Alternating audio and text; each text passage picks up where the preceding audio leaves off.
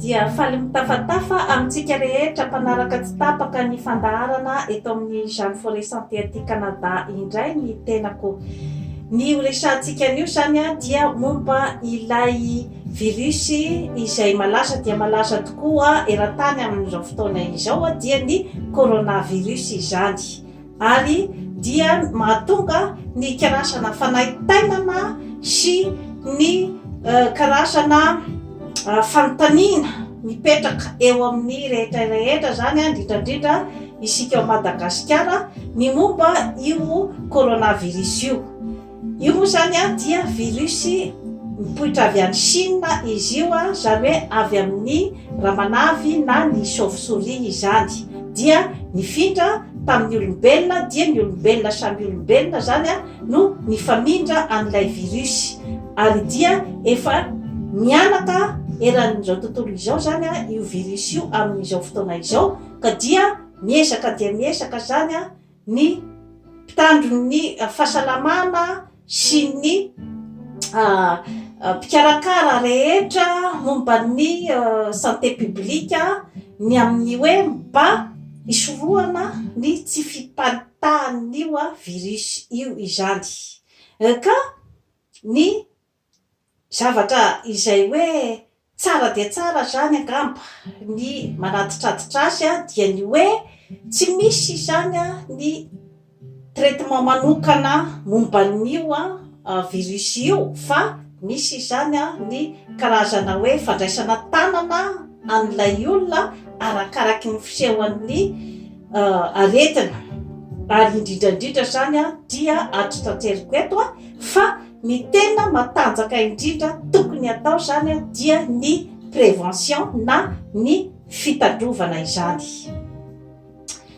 Ny fomba fisehoan'izany aretina avy amin'ny coronavirus izany dia reraka ilay olona dia miakatra ambony dia ambony zany ny température na ny maripana ary dia marary an-doha ilay olona ary mikohaka zany hoe eo amin'ny voie respiratoire zany no tena asiny voalohany indrindra. Dia mety ho sepotra koa zany ilay olona manaraka an'izay symptôme rehetra izay ary mety misy ny fivalanana.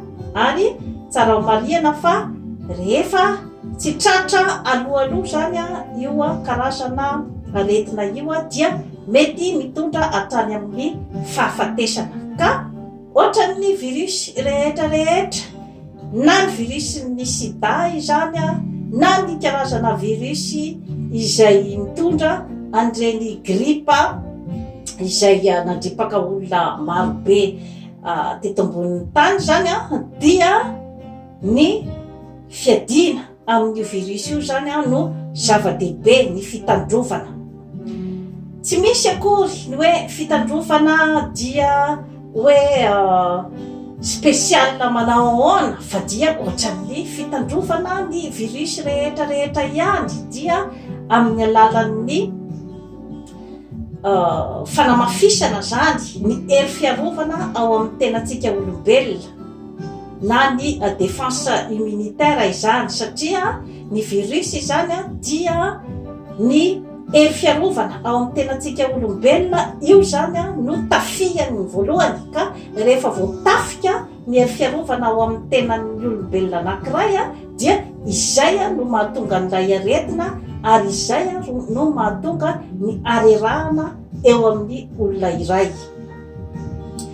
Ka eo zany no idirantsika inona sina daholo zany no hery fiarovana tokony atao zany manoloana ny coronavirus. Efa ireny voalaza tany amin'ny hainao manjery reny zany ny hoe fisorohana dia ny hoe efa natao zany izay tsy andehanan'ny fiaramanidina avy any Chine ntsony ao Madagasikara. Efa zava-dehibe zay zavatra zay na ny aty Canada koa zany dia efa nandray an'izay mesure izay zany ny fanjakana efa zava-dehibe zay. Dia ny hoe raha ohatra koa ianao zany mandre an'ireo a karazana symptôme rehetra ny tany saiko teo reo a dia tokony mandeha any amin'ny tobim-pahasalamana aingana dia aingana. Ary ny raha ny fahinoko azy ny any Madagasikara zany a dia maimaim-poana zany a ny fitsaboana amin'izay lafin'izay. Tokony hieny koa zany a ny vahoaka amin'ny radio sy ny amin'ny televizion ny fanentanana rehetra, ny toromarika rehetra izay omen'ny dokotera momba ny fitandrofana an'io coronavirus io. Dia indrindrandrindra koa zany a efa nalefako teto tamin'ny fisorohana ny pesta sy ny fiatrehana ny pesta dia indrindrandrindra zany dia ny fahadiovana, ny fahadiovan'ny trano, ny fahadiovan'ny tanàna ary ny fahadiovan'ny tenantsika olombelona. Indrindrandrindra moa zany a dia eo amin'ny fanasana tanana. Ny fanasana tanana zany a dia tokony atao isanandro ary dia imbetsaka mihitsy zany a ny tokony anasan'ny olombelona iray ny tanany ao anatin'ny ray andro. Izany hoe alohan'ny sakafo a dia tokony manasa tanana ny olona anankiray. Alohan'ny andray zavatra hohanina dia tokony manasa tanana. Satria betsaka zany a ny mety ho mikroba entin'ny tanana maloto, satria na mandray ny zavatra rehetra manodidina ny zavatra rehetra izay ampiasantsika amin'ny fiainana andavanandro, na ny cellulaire io a, na ny kitapo, na ny mandeha any amin'ny autobusy mandray an'ireny varavarana, ny poignée-ny varavarana, mandray ny vy fiatonana ao anatin'ny autobusy, ny zavatra rehetra zany izay raisinao dia mety misy karazana loto daholo izay mipetraka, ka izay no antony hoe tsy tokony mihitsy zany ny hamaivanina zany ny fanasana tanana. Dia eo ihany koa zany ny karazana fiarovana amin'ny fisakafoanana ara-pahasalamana. Efa nazavaiko teto ny hoe inona sy inona daholo ireo karazana sakafo ara-pahasalamana izay tokony hohanin'ny olombelona iray dia ny sakafo betsaka otrikaina toy ny legioma sy ny voankazo. Izany isanandro zany dia tokony isen'io zany ny tokantrano tsirairay. Dia eo moa zany ny finanana ny zava-maitso, ny legioma maitso dia indrindrandrindra koa zany ny misy ny protéine betsaka izay mitondra ny otrikaina mampatanjaka, dia ny karazana voamaina, eo ny tsaramaso, eo ny lentille na ny tsiasisa, eo ihany koa ny voanjobory sy ny sisa.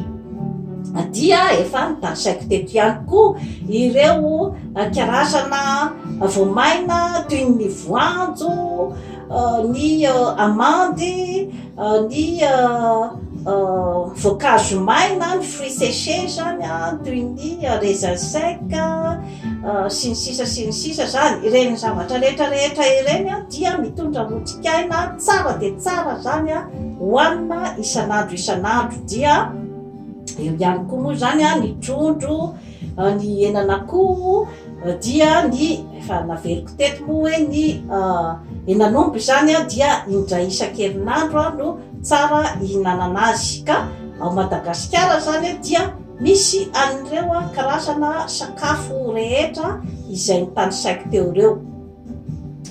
Dia atoroko anao zany eto ny fomba fanasana tanana, satria zava-dehibe zany ny hoe fahaizana manasa tanana. Dia ity zao ny shampoing izay fanasana tanana. Azo atao koa zany ny amin'ny savony tsotra zany. Dia satsana ny tanana ary kosehana elaela zany amin'ny savony. Dia kosehana tsara zany ny elakelaky ny tanana rehetrarehetra izay mety misy karazana loto miandrokandrona zany, dia averina imbetsaka zany izay zavatra rehetra izay dia alaina koa zany ny any amin'ny ho rehetra,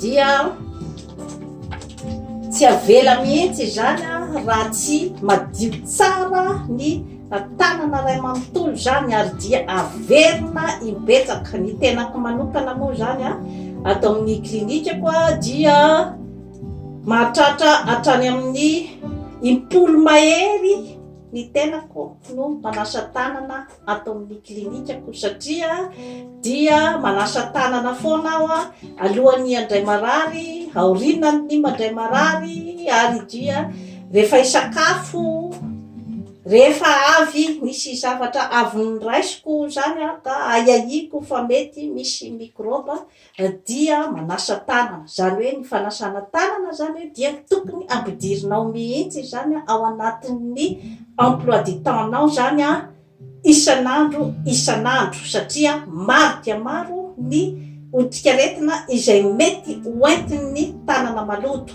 satria na ny zavatra ampiasaitsika isan'andro toy ny cellulaire zao dia mety misy ny mikroba.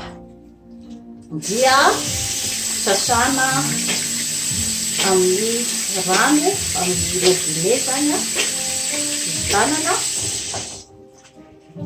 dia fafana amin'ny servieta, fafana tsara araky ny tokony ho izy, dia ohatran'izay zany no tokony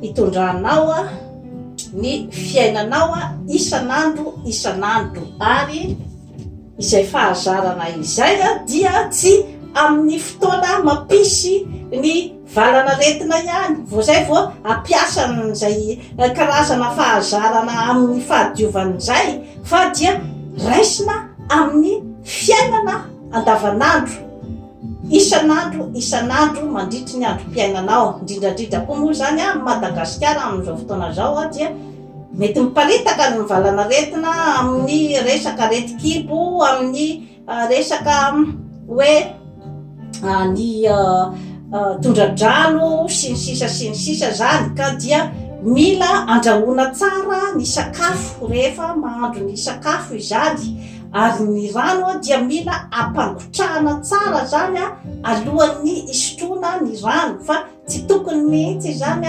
ianao isotro rano avy amin'ny paopy raha ohatra ka tsy nampangotrahana, na dia ho an'ny izay manan-katao kokoa ngamba dia tsaratsara ny misotro ny eau vive izany.